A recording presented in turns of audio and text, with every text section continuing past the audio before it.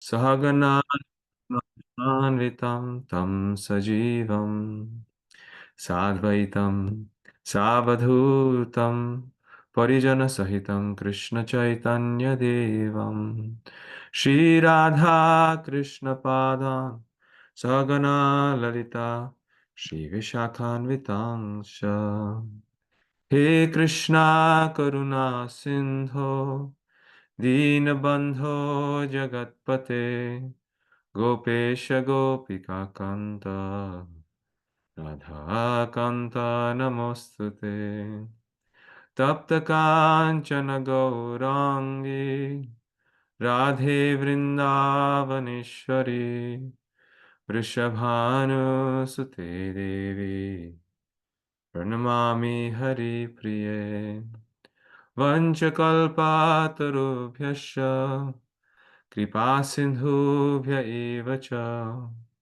Patitanam Pavanibhyo Vaishnavibhyo Namo Namaha Jai Shri Krishna Chaitanya Prabhu Nityananda Shri Advaita Gadadhara Shri Vasadi Gaura Bhaktarinda Hare Krishna Hare Krishna Krishna Krishna Hare Hare Hare Rama Hare Rama Rama Rama Hare Hare.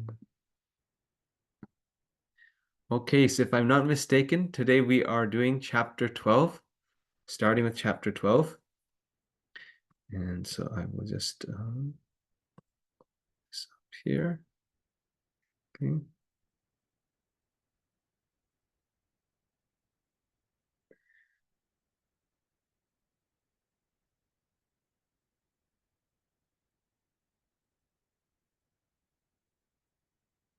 Okay.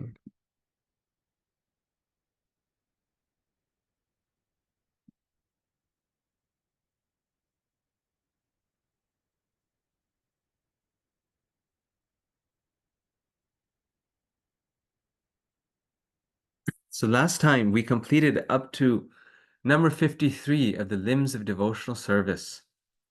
And this time we start with 54. And there's 64 limbs of devotional service. So we will actually finish all 64 today. But yes, congratulations. We finished all 64 today. But then these are further expanded because these final items, 5 items, are very, very important. So it doesn't end with this chapter. There's a next chapter also. So scriptural evidence is given for items 54 to 64 of the 64 angas of bhakti, 5 of which are considered to be most potent forms of devotional service. And which 5 are these? These are the final 5. 54. One should regularly hear Srimad Bhagavatam and similar literature. Well, this sounds like one of the last 5 as well. And yes, it's repeated so many times, so it must be so important. And here we see that Srila Prabhupada is giving morning Bhagavatam class, right? Every class was accompanied by the study of Srimad Bhagavatam. Prabhupada gave every day, he started it with Bhagavatam. So many devotees there in Vrindavan. Let's see.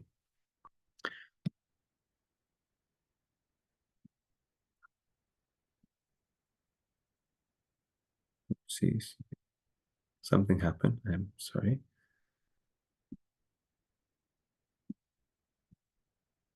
Imagine being there and listening to Srila Prabhupada in person, speaking on Srimad Bhagavatam with so many devotees. One should live in a sacred place like Vrindavan, Mathura, and Dwarka. And this is one of the 64 items of devotional service. Here we see Bir Krishna Maharaj with some other devotees. He's there offering Arti, Giriraj. So the effect of living in a place of pilgrimage is that we get the opportunity to very quickly advance in Krishna consciousness because the atmosphere is so purified, right? The atmosphere is surcharged with Krishna consciousness, with love for Krishna. So we also become very much surcharged. And that is the benefit. Otherwise, uh, there's a great benefit in not living in these places and preaching Krishna consciousness, but there's a chance that we can easily become swayed by the modes that are around us. Or not just swayed, but not take the process so intensely. Of course, there's every chance that we may go to the Dham and then become distracted there. And that happens very often. We see wonderful pictures and images of devotees there, but it's my own experience. After 2 weeks in the Dham, the mind becomes materialistic. And then to our mind, it makes no difference whether we're in the Dham or we are outside of it, because the desires are still the same. We are still thinking in the same way. We're still agitated in the same way.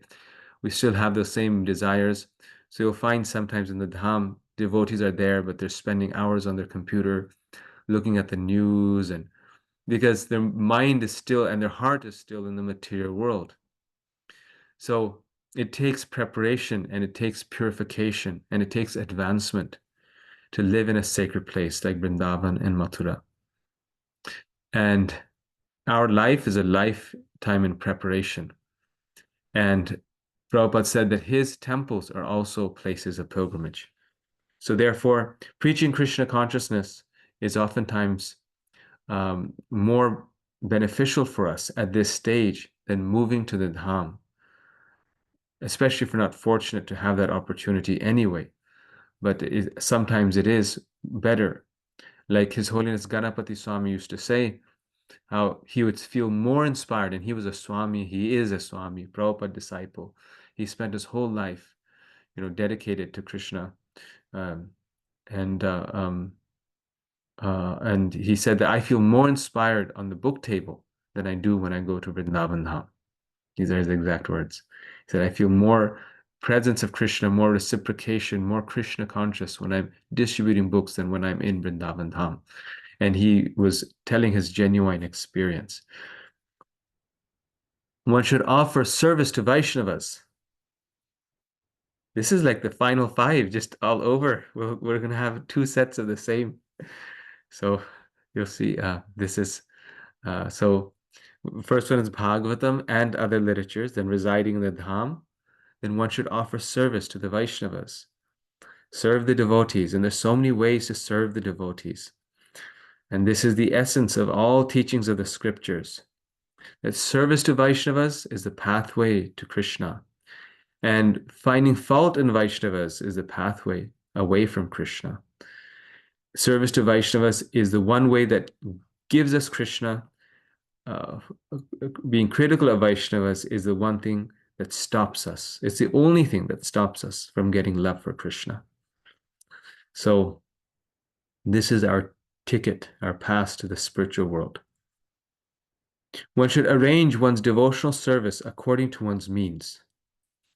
So here we go. So now we are, this is one of the more standard ones of the limbs of bhakti. So we should arrange devotional service according to one's means. This is a limb of bhakti.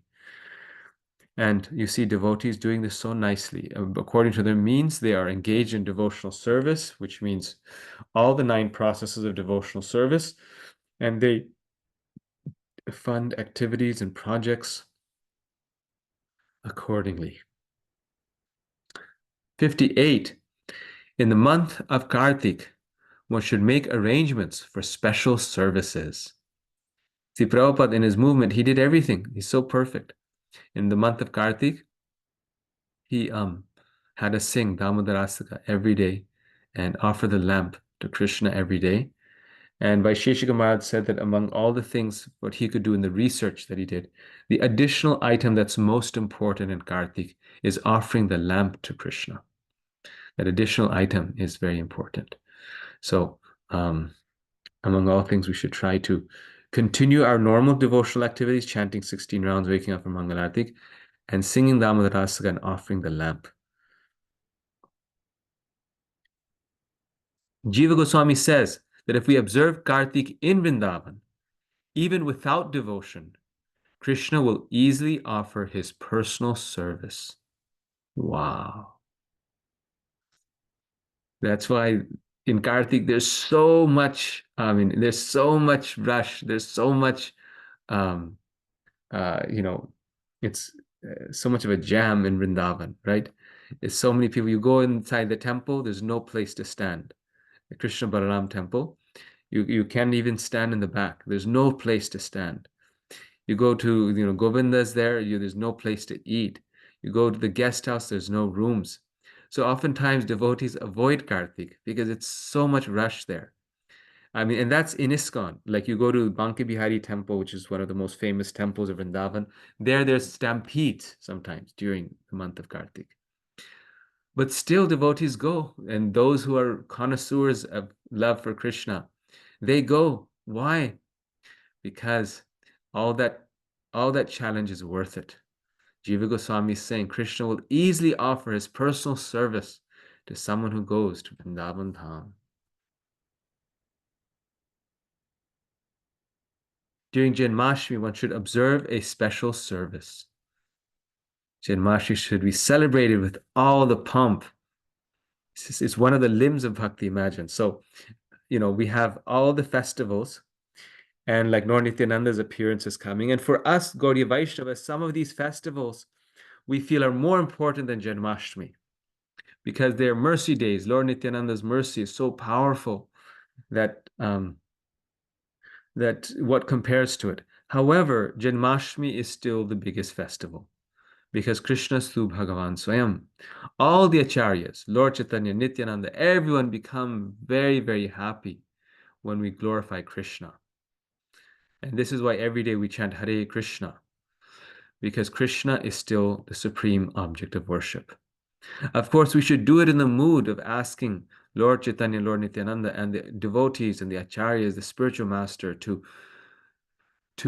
that we are their servant, not Krishna's servant directly. We should do it in the mood of service to these acharyas and Lord Nityananda. That should be the mood in which we do it. But this festival must be celebrated with the greatest pomp. So it's specifically a limb. We don't find like other festivals mentioned that one should. Ekadashi is mentioned. Ekadashi, observing Ekadashi regularly is so important. Today is Ekadashi. So what a wonderful day for us to be doing this. Um, but like other festivals, he didn't mention, Balaram Purnima or Gaur Purnima or all these things, which are all very, very important. Bhaktivinoda Thakur says these are the mothers of devotion. And Prabhupada said three most important, Janmashtami, Gaur Purnima, and Ram Navami. He said these for Gaudiya Vaishnavas are three most important. So we must celebrate these, but Rupa Goswami is particularly emphasizing the importance of Janmashtami. Okay, so now we start the 5 most potent items of devotional service, starting with 60. Whatever is done for the deity should be done with great care and devotion.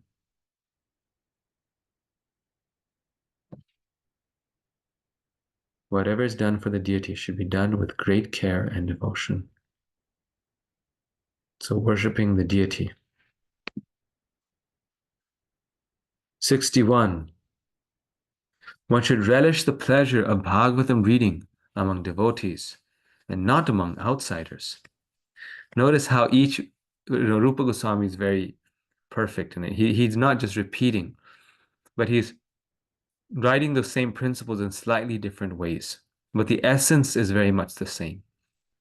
So how he's saying here, one should worship the deity with great care and devotion. He's not just saying worshiping the deity, but the way in which he's saying is different than the way he said it before. Similarly, one should relish Bhagavatam. That is a limb of devotional service, not just that we are reading as a matter of duty, but we should relish reading among devotees and not among outsiders. We give Bhagavatam to outsiders. We distribute Bhagavatam in the mood of Lord Nityananda to every person, but the relishing is done among devotees. Not we should discuss with Krishna's pastimes, intimate pastimes with outsiders. That is the point, not like professional readers, but among devotees. One should associate with devotees who are considered more advanced. This is the association with devotees, particularly with those who are more advanced. We must take their guidance. We must take advantage of their association. Otherwise, how will we advance in Krishna consciousness? Not possible. One should chant the holy name of the Lord. One should chant the holy name of the Lord. Chanting. Chanting. So important. Most important, actually. Chanting is most important. And last one should live in the jurisdiction of Mathura. Once again, the holy dham. So this is these are the final 5 items of devotional service. And I won't comment on these because the next chapter is dedicated to these 5. So we will just move on to the next chapter. This item has apparently been repeated. Item 7, residing in the sacred place like Dwarka or Vrindavan. Item 48, going to the temple of Vishnu or a sacred place of pilgrimage. Item 55, one should live in a sacred place like Mathura, Vrindavan, or Dwarka. Item 64, one should live in the jurisdiction of Mathura. 4 times.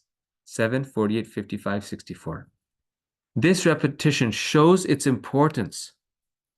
Item 7 refers to visiting holy places. Item 48 refers to a brief visit to any holy place. Item 55 refers exclusively to Mathura and Vrindavan and is the same as item 64. Wow. One thing I must say is that after COVID, that was the one thing that really hit me hard. Because due to COVID, for 3 years, most of us, including myself, didn't go to the Dham. We always go to Vrindavan, Mayapur, at least one place once a year. And then after COVID, when I went, I was like, wow, I was really missing something. Like then I realized that the immense power of the Holy Dham, that how powerful is this holy place, Vrindavan, Mathura. And that is therefore why again and again Rupa Goswami is emphasizing this principle. Okay, so next chapter. And then after that, we'll open it up for discussion. So let's just get through the chapter, and then it's nice. We're doing 2 chapters. Sometimes it's inspiring to see our progress.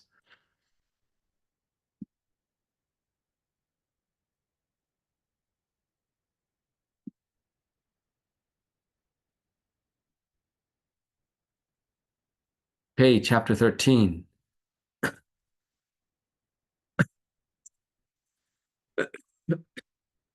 The final 5 items are the most potent, meaning that they are the most effective ways to revive one's dormant love of Godhead, Bhava Bhakti. So these are the final 5. They're not 1, 2, 3, 4, 5. They're actually 60, 61, but as the final 5, they're labeled 1, 2, 3, 4, 5. These are the final 5, and there's an easy way to commit these to memory. It was taught to me you can remember it like this: Nam, Dham, Diti, Devotee, Bhagavatam. Nam, Dham, Diti, Devotee, Bhagavatam. Nam, chanting the holy name. Dham, living in the holy Dham. Deity, worshipping the deity. Devotees, associating with devotees. Bhagavatam, hearing Srimad Bhagavatam. So nice. Sadhana bhakti strives to arouse one's ecstatic love for Krishna, bhava bhakti, lying dormant in the heart. So sadhana bhakti's purpose is to arouse bhava bhakti, not just to stay at sadhana bhakti. These 5 items evoke that bhava more effectively than any other and are therefore the most potent ways to execute sadhana bhakti.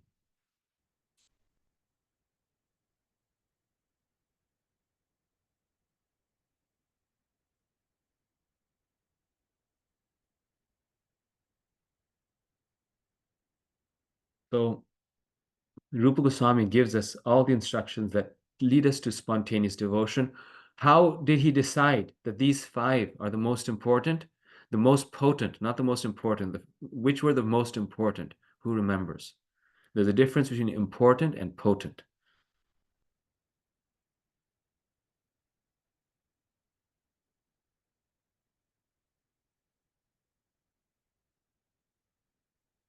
Which were the three most important items of devotional service? Chanting is the most important. So yes, it's the most potent. It's the most potent amongst the potent items. But Rupa Taking Goswami meant, shelter of a guru. yes, the first three were finding a spiritual master, taking shelter of a spiritual master, taking initiation from a spiritual master. No, taking initiation shelter and then serving the spiritual master. The most important are related with the spiritual master because everything in sadhana bhakti starts with that. And the most potent, once we do that, or even before doing that, the most potent items are these last five, among which chanting is the most potent.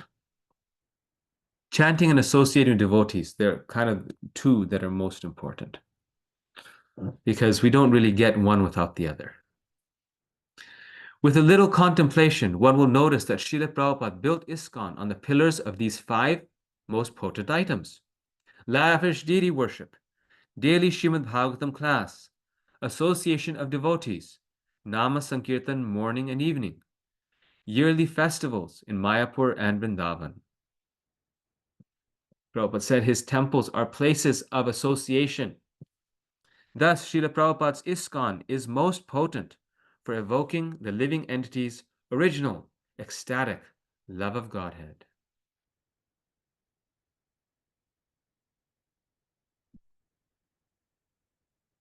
Regarding worship of the form of the Lord or deity, Rupa Goswami has written the following verse. My dear friend, if you still have any desire to enjoy the company of your friends within this material world, then don't look upon the form of Krishna, who is standing on the bank of Keshi Ghat, a bathing place in Vrindavan. He is known as Govinda, and his eyes are very enchanting. He is playing upon his flute, and on his head there's a peacock feather, and his whole body is illuminated by the moonlight in the sky. So a point here that I want to mention to you is that I was hearing Chaitanya Bhagavat, a narration of it, and in that it's described how Sri Chaitanya Mahaprabhu in this age manifests in two ways.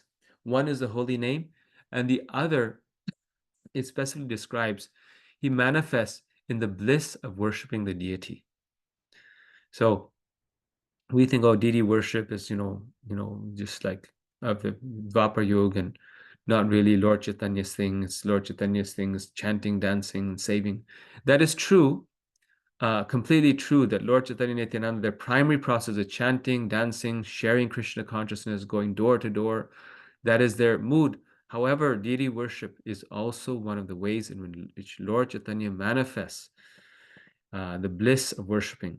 So here, Rupa Goswami is saying that it's so wonderful that if you look at the form of Krishna, then you'll lose all attachment to this world. Don't go there, my friend, if you're still attached to this material world. It's a way of saying, it's a logic through negative, I forget the term, what it's called, but it's meant to, it's saying, it's giving an instruction in a negative way, right? So, yes.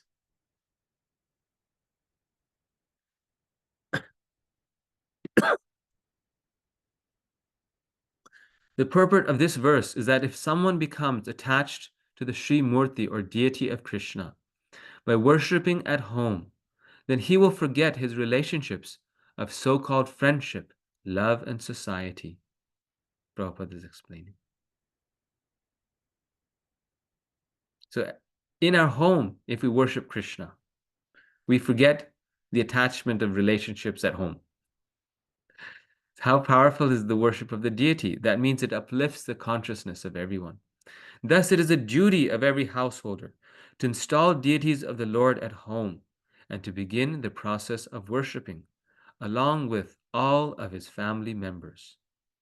This will save everyone from such unwanted activities as going to clubs, cinemas, and dancing parties, and smoking, drinking, etc.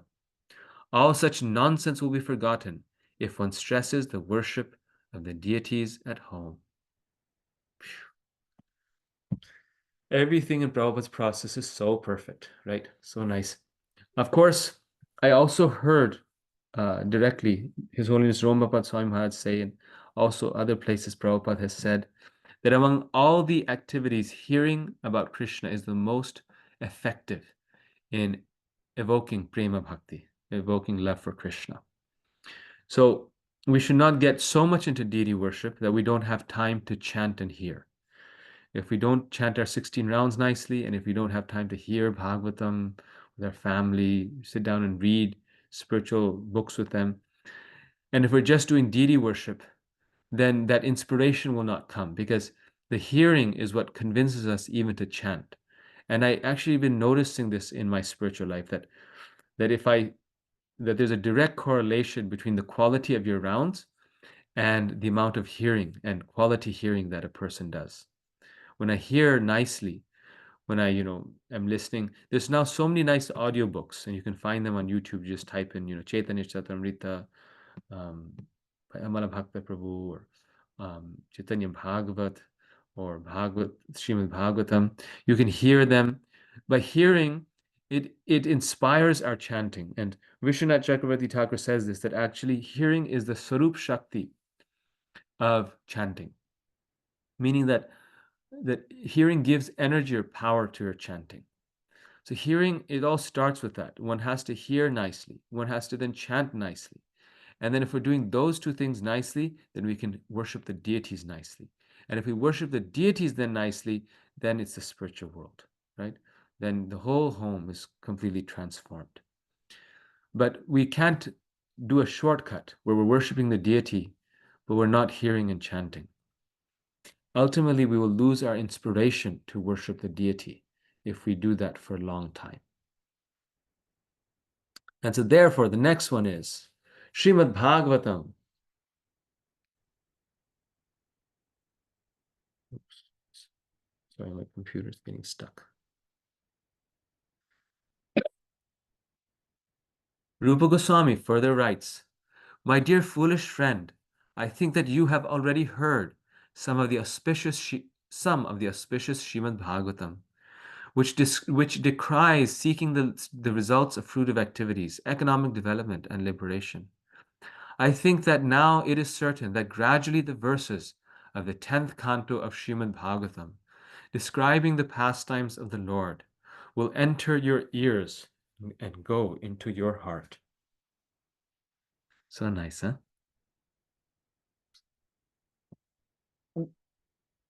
And nothing is even more wonderful than hearing about Krishna's and Krishna's devotees' pastimes. One should not try to understand the topics of the 10th canto, such as the Rasa Leela, the love dance, unless he has spontaneous attraction for Srimad Bhagavatam. One must be situated in pure devotional service before he can relish Srimad Bhagavatam.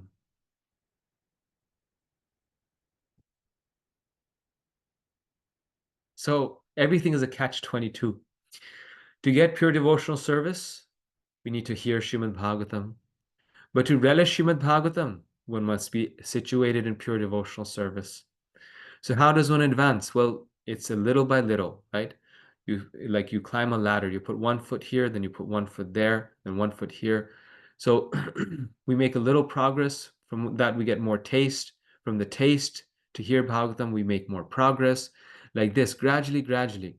And that's why Prabhupada says in the initial stages, we're not so advanced that we can just do one item of devotional service.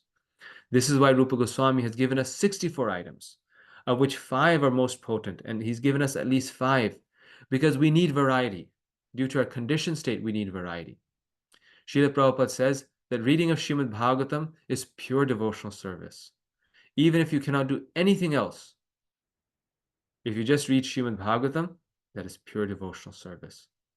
However, why did Prabhupada give us so many other things? because we cannot read Srimad Bhagavatam 24 hours a day. Therefore, he's given us other engagements that we can engage in.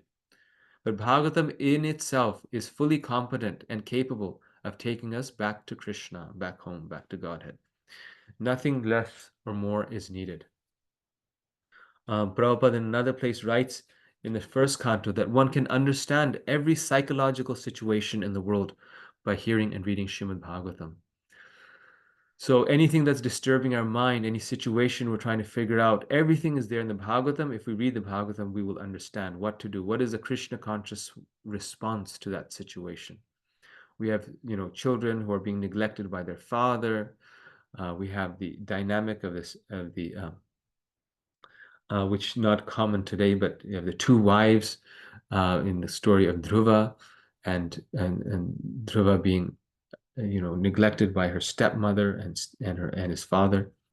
There's Prahlad's pastimes, a difficult family situation. There's Sati, the wife of Shiva, and that's like an in-law situation. And the Bhagavatam is, showing us how the great devotees um, should and should not respond to that situation. And then you have the examples of the Pandavas, how they're going through difficult situations, Draupadi. So every psychological situation is there in the Srimad Bhagavatam, and therefore it gives us the guidebook how to go back to Krishna. Rupa Goswami praises deity worship and study of the Bhagavatam in a seemingly backwards way. One should not do this. One should not worship the deity unless but that's a way of teaching. That's a way of teaching. It is said that the saints, the last one, chanting the holy names of Krishna. Jai, two forms of chanting, japa and kirtan. We should not miss out on this sankirtan. This is the most wonderful chanting of Krishna's holy names. It is said that the saints have been able to hear the vibrating strings of the veena in the hands of Narada, who is always singing the glories of Lord Krishna. Now this same sound, vibration, has entered my ears, and I am always feeling the presence of the Supreme Personality.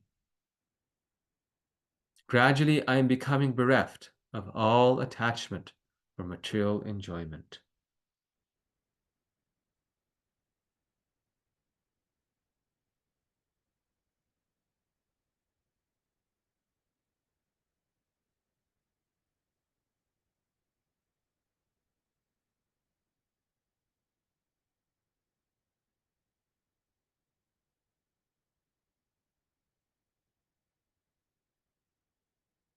So simply when we hear this transcendental vibration of Krishna's activities, pastimes, and his holy name, all attachment is removed.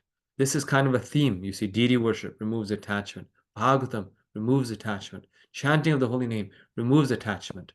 What does this mean? That we have to engage in the positive process of devotional service. Automatically, the negative goes away. We don't have to artificially, although we have to make some effort to give up the bad things, but we don't have to become frustrated that my heart isn't getting purified. How can I give up material life? No, we just engage ourselves more and more in Krishna service, and then automatically the bad things go away, right? Automatically that takes place. The emphasis in all these potent practices is on chanting. So chanting is the underlying thing of all activities of devotional life. Deity worship involves chanting of mantras and kirtan. So we're always saying mantras when we're worshiping the deity. We're hearing kirtan when we should, we're addressing the deities, we're offering food. Always the kirtan or the class should be going on in the background. When we study the Bhagavatam, we chant about Krishna. Prabhupada said that every verse of the Bhagavatam is as powerful as the Hare Krishna Maha Mantra. It's non-different than the Hare Krishna mantra. We associate with devotees in chanting. When we associate with devotees, association doesn't mean that we sit with devotees and we watch movies, or we sit with devotees and criticize other devotees. I was just hearing again in Chaitanya Bhagavat, it said that one who uh, joins with another Vaishnava to criticize another Vaishnava, such persons are destroyed by Lord Chaitanya, right? So association doesn't mean that we're associating with the devotees we like to sit together on a dinner table to then um, give commentary on all the negative things that are going on in the community, in the temple. That is offense. We should never criticize other devotees, especially with the support of other devotees. Rather, association means that when we are in the association of devotees, we are hearing and chanting about Krishna. Otherwise, it's not association. And that's why you see so many devotees, like younger, older, they live in Alachua, Florida, or someplace where there's so many Prabhupada disciples, so many devotees. Yet sometimes they say themselves that we feel less inspired than those who are in small communities. They have so much association there because association is there, but are we hearing and chanting in that association with devotees? That is then we are associating. And everywhere one goes in the Mathura Vrindavan area, in the Dham, what are they doing? Radhe, Radhe, Hare Krishna. One is hearing and chanting about Krishna. So even in the Dham, our only business is to hear and chant, not simply to sightsee like a tourist. We make this mistake. I make this mistake. We go there, like I have to cover these 20 places. Of course, it's very good, better than not going or doing something else. But we should be chanting while we are going to these places. We should be hearing about the glories of the devotees and Krishna at these places. Then we will actually enter into the Dham. Not if we go there like a tourist, trying to cover all the landmarks and take our pictures there in those places. So the content of all spiritual practices is chanting. This is why it's the most important. The content of all of them is Hari Kirtan. And these are different vessels through which we can do that because of our conditioned state. But in the purified state, Haridas Thakur, right? Doesn't need to do anything else, just chants the holy name. And if you actually read the life of Haridas Thakur, it's not that he was just chanting in seclusion.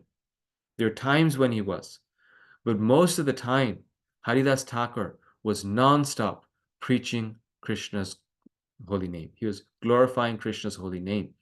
Pastime after pastime, we read the story of Jaga and Madhai. Lord Nityananda's appearance is coming. Haridas Thakur and Lord Nityananda went door to door upon the order of Lord Chaitanya, begging everyone to chant the holy name of Krishna. Haridas Thakur liberates the prostitute. Haridas Thakur liberates Maya Devi herself, who comes to hear his chanting, trying to entice him, but instead she becomes his disciple. So the whole material world is a disciple of Haridas Thakur. Therefore, Namacharya, right? Haridas Thakur is beaten in 21 marketplaces because he goes to the Nawab and tells him, please chant the holy name of Krishna. And they challenge him, and he accepts the challenge. He's beaten, and nothing happens to him. Haridas Thakur has conversations with so many of the Smarta Brahmanas. And I just heard this past time, I'm forgetting the name, but this devotee says that your nose will fall off if chanting of the holy name gives you liberation. And Haridas Thakur says, I will cut off my nose if this is not true. And then that offender, soon after that gets leprosy and his nose and ears, they all fall off. So the offender tells Haridas Thakur that I will cut your nose off. And Haridas Thakur says, no, I will cut my own nose off if this is not true. And then he demonstrates this is true. He doesn't demonstrate, Krishna demonstrates by removing the nose of the offender. So this is the effect of chanting and sharing the holy name with others. Haridas Thakur shows by his example that he was chanting himself and he was preaching this chanting all over the world. Srila Rupa Goswami, last one, has described Mathura Mandala. I remember the Lord standing by the banks of the Yamuna river, so beautiful amid the Kadamba trees, where many birds are chirping in the gardens, and these impressions are always giving me transcendental realization of beauty and bliss.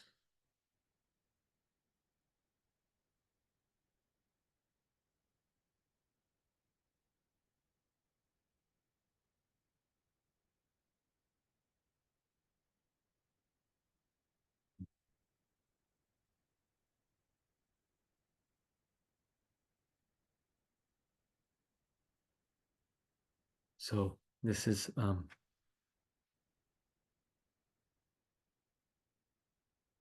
the very important. We see here Radha Madan Mohan, Sanatan Goswami's temple. The devotees here just relishing the place, chanting. Their hands have bead bags in them. This is life. This is the ultimate destination. This is the greatest bliss, to remember the Lord standing on the banks of the Yamuna River. And Madan Mohan temple is not far from the bank of the Yamuna River. So beautiful among the Kadamba trees. The birds are chirping in the gardens. And these impressions are always giving me transcendental realization of beauty and bliss. So the question is in our minds, what is the impression that we want in our mind? It is these impressions that we want. We don't want the impressions of horror movies in our mind, right? Therefore, we should not watch bad movies. We should not even watch good movies. We should watch only Krishna conscious movies. We should only associate and see the devotees and the dham, so that these impressions stay in our mind. These impressions give us transcendental realization of beauty and bliss. Every time we engage in something material activities, that is a nail on the soul, nail that attaches one to the material world. One more nail, one more nail, because then we have an attachment, an impression that we have to remove.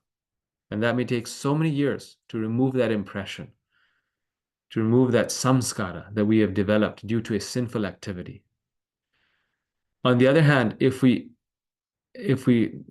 establish the impression of Krishna consciousness, of devotional service on our mind and heart, then we'll be established in beauty and bliss. This feeling about Mathura Mandala and Vrindavan, described by Rupa Goswami, can actually be felt even by non-devotees.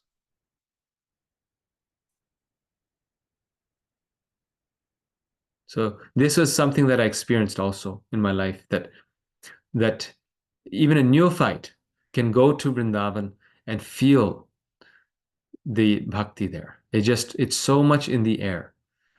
You can actually feel something special, and it may be just filled with traffic. It's not the external beauty of the place, but something about this holy place. It melts the heart.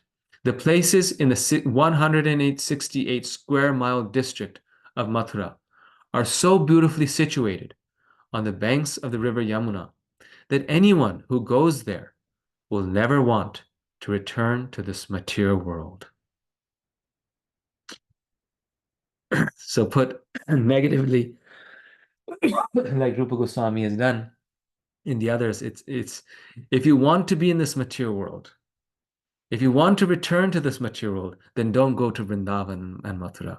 Go to Vrindavan and Mathura if you want to return to the spiritual world. Yes. Simply by remembering the Dham, one can be attracted to Krishna. What to speak of living there? So this is actually a case, so many of us cannot be there, we cannot live there.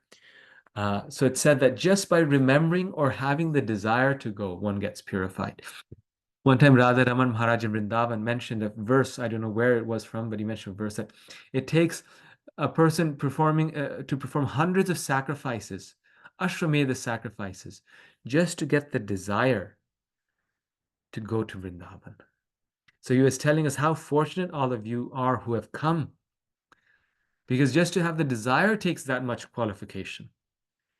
So if this person comes, how fortunate and how pious they must be that they have entered Krishna's Dham. So we have not done all this. How is it that we are there? So Prabhupada says, how is it that we get to visit there? Prabhupada says, I have made your good fortune. Due to the mercy of Prabhupada, the good fortune that Prabhupada has given us, because of that, we are able to go to Vrindavan Dham. And if we can't go there, we can hear about it, we can read about it. There's so many nice books with all the places of pilgrimage. Every day we can read one place, the meaning, the significance of this. His Grace Shama Sundar Prabhu does that on his japa call. Every day he goes from forest to Vrindavan, remembering and hearing about the transcendental activities of Krishna in those forests of Vrindavan. Okay. The greatest attraction to Krishna that is described is the result of association with great devotees. So this is the point. Prabhupada makes our good fortune. So the greatest attraction to Krishna is a result of association with great devotees. And my personal experience in reading Bhagavatam, studying it kind of academically, is that there's no message that's more frequently given in terms of the sheer number, just in terms of verses you see, than association with Mahatmas or devotees. Like the number of times that is emphasized is far more than anything else in the Bhagavatam, as far as a principle, a mandate.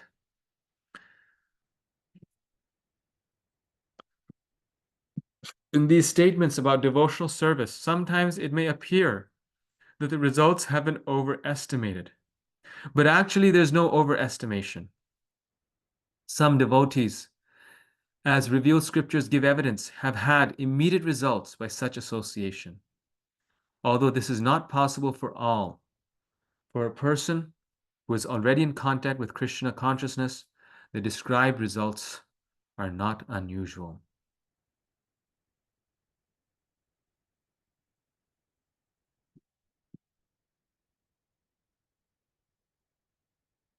So we all start with different phases in our spiritual life, but we are fortunate. Immediately we can get the results by engaging in this.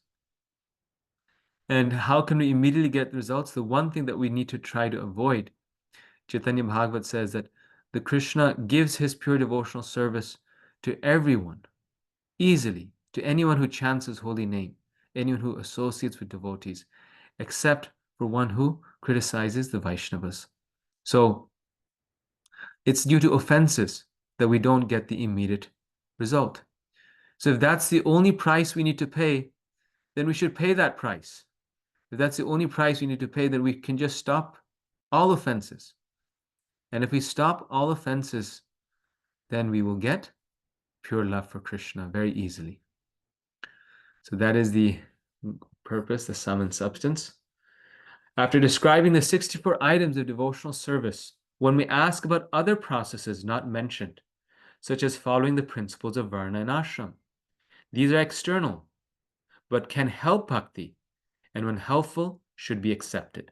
So Rupa Goswami makes this final point in this chapter that other processes, particularly Varnashram Dharma, Prabhupada said, 75% of his task was not fulfilled because he was not able to, he wants Varna Ashram established, because this supports bhakti. It gives us, again, that vehicle by which these things can be established. Of course, we can't get too much into it, so much so that we lose our bhakti. But the basic varnashram should be there, so that varnashram are principles of devotion. Like, marriage is a very basic one. That sometimes the marriage ashram can help one advance in spiritual life, where otherwise one's advancement is stalled because of an agitated mind. Similarly, vanaprastha, then detachment from that marriage, then sannyas, all these orders of life, being a brahmana, engaging in study, kshatriya, vaishya, these are all helping one practice bhakti. Some scholars argue that simply by following the principles of varna and ashram, one can gradually rise to the perfections reached by practicing devotional service. But this argument is not accepted by the great authorities. So varnashram in of itself, by itself, cannot make you rise to devotional service.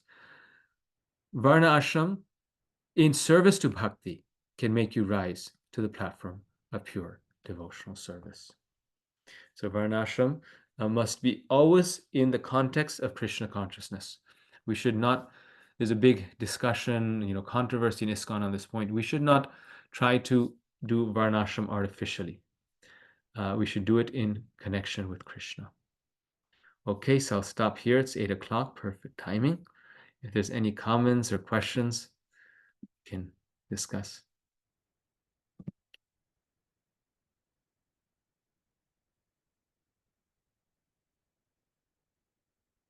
A few people are missing today. I think it's my fault. I forgot to post it yesterday, but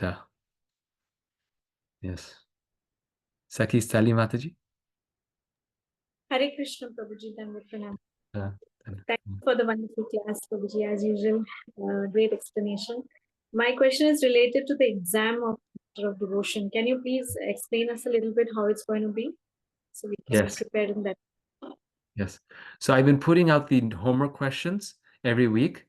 So everyone who's doing the homework will be prepared for the exam. The exam questions come from the homework. I don't remember exactly what was the exact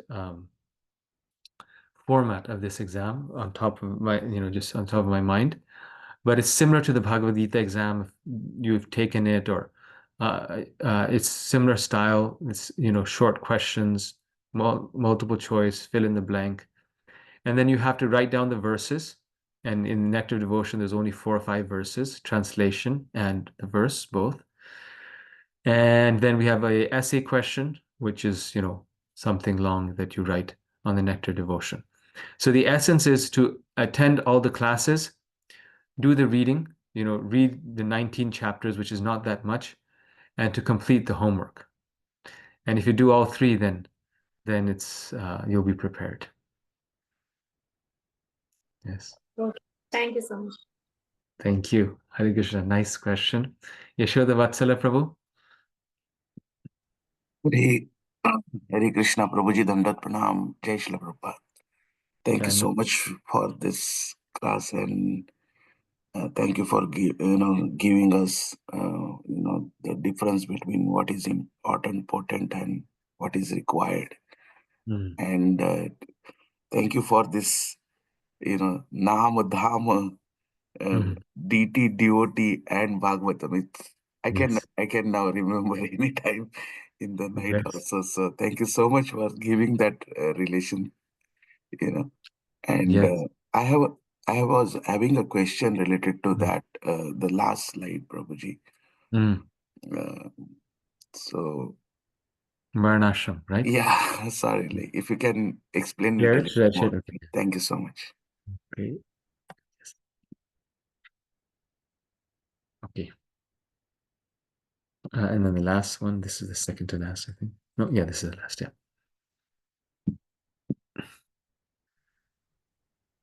So we all are, I mean to say, Srila Prabhupada says, and somewhere I, keep listening. So that we all are, currently, I mean to say, although I'm doing all those things, I'm Shudra, right? So the position of every person who does a service is in Shudra Mm. Varna, right? Yes. So, Kalo Sambhava Shudra, we are born as Shudras in Kali, but a devotee, Bhaktisiddhanta Saraswati Thakur says, is never a Shudra. So, so yes, we can consider ourselves Shudras, but we all have natures. And if we are engaged in devotional service based upon our nature, then we are more likely to be successful. So someone has a Kshatriya nature. They like to lead and minister, all these things. If you engage them in deity worship, they may be frustrated because their nature is to lead. They want to do big things, or they not big things everyone wants to do. All varnas and ashrams want to do for Krishna, but they kind of, their nature is more Kshatriya. So not all activities on the conditioned state are as appealing to everyone. But as we advance and the conditioning vanishes, then all the items of devotional service will be just as relishable as any other, because what's relishable is the service to Krishna. our material conditioning and nature is not so important. But that's on an advanced stage, a very advanced stage of spiritual life. On the initial stages, we're willing to do anything for Krishna. However, in the long run, the spiritual master generally engages us according to our nature, which is our varna, because that's how we flourish. Similarly, we're also engaged based upon our ashram. So if someone's a brahmachari, they cannot be engaged in cultivating and preaching to women. If they're sannyasi, also with much care, because that ashram is not conducive to that service. And so serving within one's ashram is conducive for bhakti. The grihasthas and vanaprasthas, they can, preach easily to families and, all these things because they themselves are in there. So it's varna and ashram is just a very practical method of solidifying bhakti. It doesn't mean that, okay, now I'm a brahmana, so I will not clean the temple floors. That is a misapplication. We want to do anything for Krishna. What it means is that if you have a brahminical nature, then you'll need to read more. Like every day, you'll need to read 1 hour to satisfy that intellectual side and engage it in Krishna service. Similarly, if you're a kshatriya, it means that we'll need to lead a project or, do something to satisfy that nature in Krishna service. Similarly, a Vaishya will always want to make money. So make money for Krishna, make money for the temple. People start businesses for ISKCON. That's engaging their varna nature in Krishna service. Similarly, an artist, musician, singer, these are Shudra, and it's nothing low about it. It's just the natures. These are not higher, lower, different natures. Carpenters, locksmiths, all these things, they can engage their Shudra nature in Krishna service. So it's just a way of engaging. Yes. Thank you so much, Prabhuji. I have a follow-up question on the second part from the ashram perspective. How can we realize this vanaprastha ashram and sannyas ashram in this time? I want to say in this age or in Yes. 2025. Yes, right. So this is the ashram changes are not like a light bulb switch. They happen naturally and gradually. So from grahastha to vanaprastha, that's kind of like the big one that people are always wondering. So that happens naturally where, starting the age of 50, we say, I won't start any new projects, right? You see like materialists at the age of 50, they're starting a new business venture. Finally I prepared. So now it's the time to really get, and then the business is finally successful if it is at the age of 65, or it's a complete flop. And, it's like they're starting new sources of material anxiety at the wrong age. If we're 30, we can start something new, a new career, a new degree. But at the age of 50, we should be winding things down. That's the point. Not everyone will be able to retire at 50. But we can simplify things. By that time, like, by the time you're 50, you have at least 10 years of work experience. You have life experience. You have probably, some living situation because you've been around for 50 years now. So you figured out. So we just maintain that. We simplify material life more and more and more, and we increase the inner life, the inner cultivation, the spiritual life more and more and more, right? So the external has to be based on the internal. So the internal mindset has to change, and that we can always change. Like my father always tells me, I say, oh, can you do this, that? What about this? He says, no, I'm not going to take any new thing now, right? And he's very much in Vanaprasth. So he says, nothing new now. Now you all want to do, you do. I won't do it. I won't sign my name on that mortgage because whatever I took. Now I'm just paying it off, finishing it up, wrapping it up. So, so that's the mindset that has changed. Haribol, thank you so much, Prabhuji. This was needed for me. Thank you, Haribol. Thank you. Nice questions, Rahul. Thank you very much. Okay, let's see. Anything else? Okay, Haripriya, we are ready for your summary. Yes, so just a minute. Yes.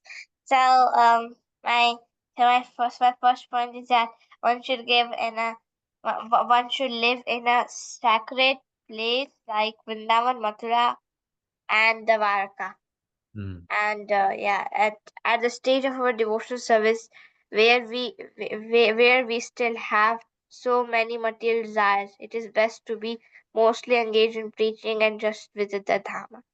And then my next point is that that one should offer service to the Vaishnavas. Serving the Vaishnavas is the best way to advance in bhakti. Offending them is the greatest destruction in bhakti. And then my next point is that one should arrange one's devotional service according to one's means. Devotees do this so well in ISKCON.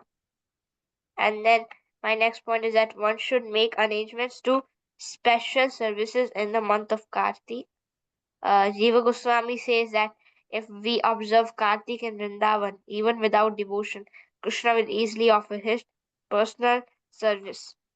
Srila Prabhupada has given us such a perfect program, like in introducing offering the lamp during Kartik. And then my next point is that during Janmashtami, one should observe a special service. This festival is very important for Gaudiya Vaishnavas. And then my next point is that whatever is done for the deity should be done with great care and devotion. And then my next point is that one should relish the pleasure of Srimad Bhagavatam reading among devotees and not among outsiders. And then one should associate with devotees who are considered more advanced. And then one should chant on the holy names. One should chant on the holy names of the Lord, and one should live in the jurisdiction of Mathura. And the final five are the most powerful and effective in reviving the dormant love of God. Prema Bhakti. Thank you, Prabhu. Thank you. Thank you so much. Such a nice summary, Haripriya, that you gave. Very nice. Thank you. I also want to recognize one more devotee who's joined us. His name is Om. Hare Krishna Om. He's joined us from New Jersey. He's also one of the child prodigies, like Haripriya, one of the child prodigies of our movement. And he loves, he's so serious in spiritual life. So he attended also. Thank you. Hare Krishna. Hare Krishna, everyone. I'll see you all next week. Hare Krishna. Thank you so Prabhu. much. Hare Krishna. Thank you, Prabhu. Thank you so much. Hare Krishna, Dandavat Pranams. Hare Krishna. Hare Krishna. Thank you. Hare Krishna.